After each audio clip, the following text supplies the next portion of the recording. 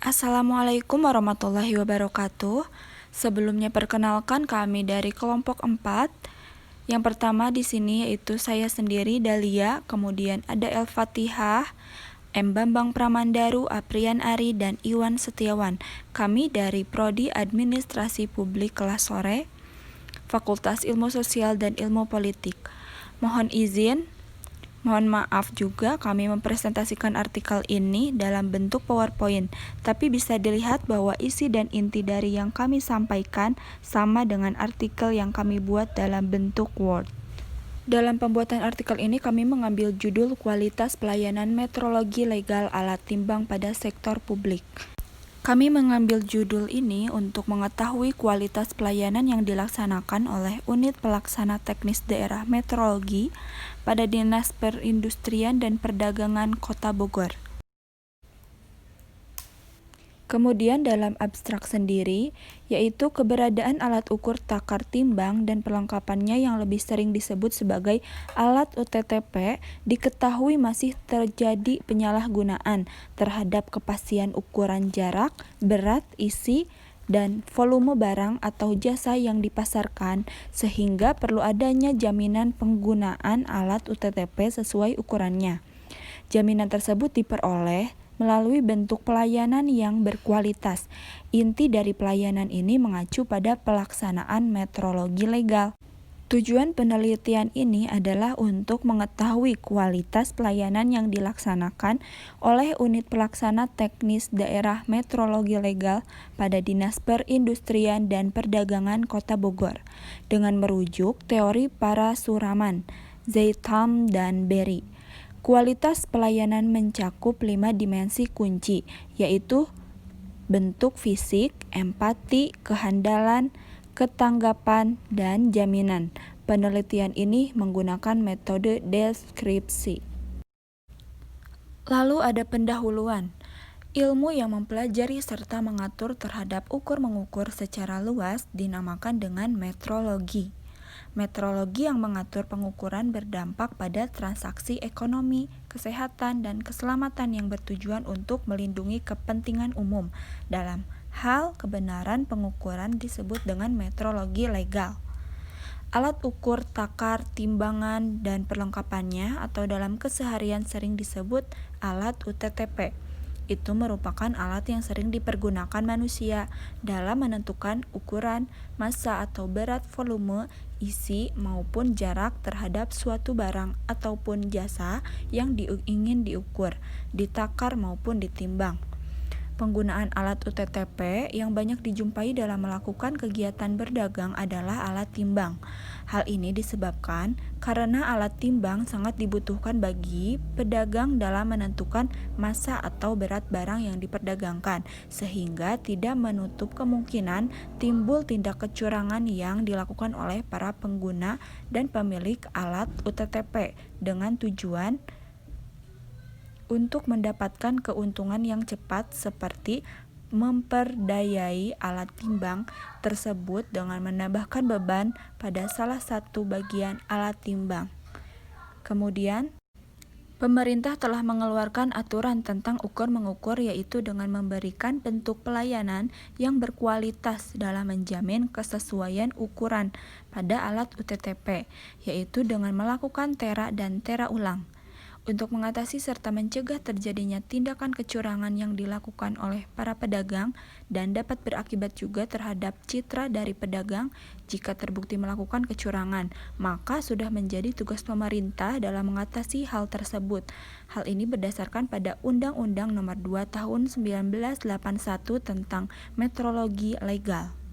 Next akan dilanjut oleh El-Fatihah Rahmah. Metode penelitian. Metode yang digunakan dalam penelitian ini adalah metode deskriptif. Menurut Sugiono tahun 2003, penelitian deskriptif adalah penelitian yang dilakukan untuk mengetahui nilai variabel mandiri, baik satu variabel atau lebih independen, tanpa membuat perbandingan atau menghubungkan antara variabel satu dengan variabel yang lain. Untuk mengetahui gambaran dari variabel tersebut digunakan rumus rerata atau MEAN.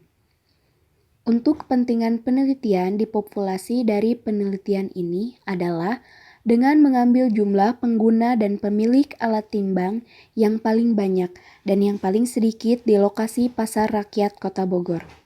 Sampel yang digunakan dalam penelitian ini diambil dari jumlah populasi dan teknik. Yang digunakan adalah penarikan sampel acak sederhana, sampel random sampling untuk menentukan banyaknya sampel. Penelitian menggunakan rumus Taro-Yamane dengan tingkat presisi sebesar 0,1 atau 10%. Peneliti pada intinya menggunakan teknik pengumpulan data primer sebagai berikut. Yang pertama, observasi. Menurut Sugiono tahun 2012, observasi sebagai teknik pengumpulan data yang mempunyai ciri yang spesifik bila dibandingkan dengan teknik yang lain, yaitu wawancara dan kuesioner. Jika wawancara dan kuesioner selalu berkomunikasi dengan orang, maka observasi tidak terbatas pada orang, tetapi juga objek yang lainnya. Yang kedua, wawancara. Menurut Sugiono tahun 2012, wawancara digunakan sebagai teknik pengumpulan data apabila peneliti ingin melakukan studi pendahuluan untuk menemukan permasalahan yang harus diteliti, dan juga apabila peneliti ingin mengetahui hal-hal dari responden yang lebih mendalam dan jumlah responden sedikit atau kecil. Teknik pengumpulan data ini mendasari diri pada laporan tentang diri sendiri, self-report, atau setidaknya pada pengetahuan dan atau keyakinan pribadi. Metode wawancara bisa dilakukan secara langsung, personal interview, maupun tidak langsung, telepon atau mail interview. Yang diwawancarai dalam penelitian ini berkaitan dengan kualitas pelayanan metrologi legal. Nama saya Bernardi Salahuddin Alayubi. 3. Angket atau kuesioner menurut Sugiono 2012. Kuesioner merupakan teknik pengumpulan data yang dilakukan dengan cara memberi seperangkat pertanyaan atau pernyataan tertulis kepada responden untuk dijawabnya.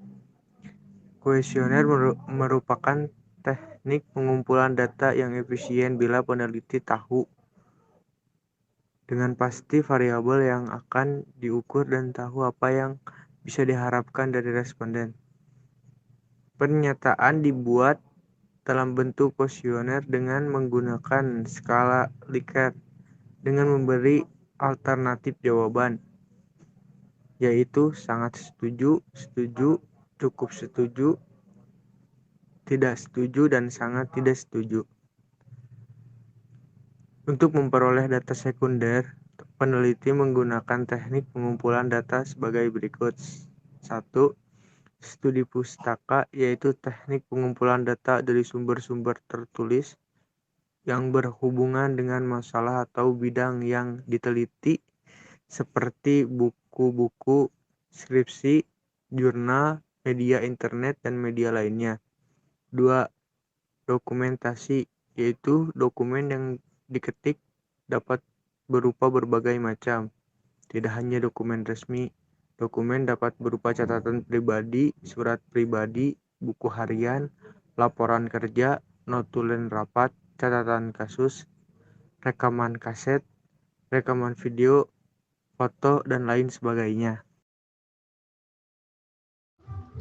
Saya Muhammad Bambang Permandaru akan menjelaskan kesimpulan dan implikasi. Kegiatan pelayanan atau terulang UTTP masih mengandalkan pemerintahan pusat yang saat ini masih menghadapi permasalahan seperti keterbatasan jumlah dan kompetensi sumber daya manusia atau SDM, anggaran, serta sarana dan prasarana atau terulang. Sedangkan pemerintah daerah belum memprioritaskan kegiatan tersebut karena semata-mata hanya sebagai sumber PAD atau pendapatan asli daerah melalui retribusi, bukan tugas yang sifatnya mandatori dalam rangka perlindungan konsumen. Selain pelayanan tera atau tera ulang UTTP, kegiatan pengawasan dan penyuluhan relatif tidak dilaksanakan karena belum semua kabupaten atau kota yang sudah memiliki unit seksi pelayanan dan pengawasan memperoleh alokasi sumber daya manusia yang sesuai dengan persyaratan dan kompetensi di bidang pelayanan dan pengawasan tera atau tera ulang UTTP. UPTD pelaksana dan satuan kerja yang menangani pelayanan tera atau tera UTTP di daerah tidak memiliki data UTTP yang lengkap dan valid. Pelaksanaan tera dan tera ulang UTTP di daerah, secara umum kapasitas pelayanan tera atau tera ulang hanya dapat menjangkau sekitar 24,7% dari estimasi populasi timbang yang ada di pasar tradisional. Hal ini disebabkan antara lain jumlah hari pelayanan dalam 5 tahun terakhir rata-rata turun hampir sebesar 82% per tahun. Saat ini, pelayanan metrologi legal di kabupaten hanya dapat dilayani 1 kali setiap 3 tahun per pasar. Seharusnya wajib tera ulang dilakukan setiap tahun. Kondisi ini disebabkan keterbatasan anggaran. Kedua, jumlah petugas penera turun sebesar 5% dalam 2 tahun terakhir. Kondisi sarana pelayanan tidak memadai dan relatif sudah tua seperti peralatan standar, gedung laboratorium, dan alat transportasi dan lain-lain. Tidak ada sanksi jika ada pelanggaran yang ditemukan.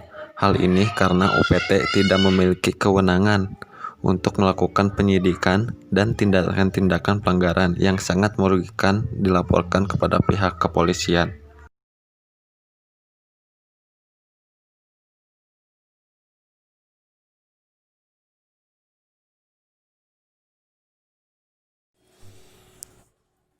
Akhir kata, sebagai penutup presentasi ini, saya Iwan Setiawan atas nama seluruh anggota kelompok yang terdiri dari 1 Dahlia Seratul, 2 Al-Fatihah Rahma, 3 M Bambang Pramandaru, 4 Afrian Ari, dan 5 saya sendiri, menyampaikan terima kasih atas atensi dari semua pihak. Kami menyadari masih banyak kekurangan yang harus diperbaiki guna menyempurnakan tugas-tugas kami berikutnya. Mohon maaf atas segala kekurangan. Wassalamualaikum warahmatullahi wabarakatuh.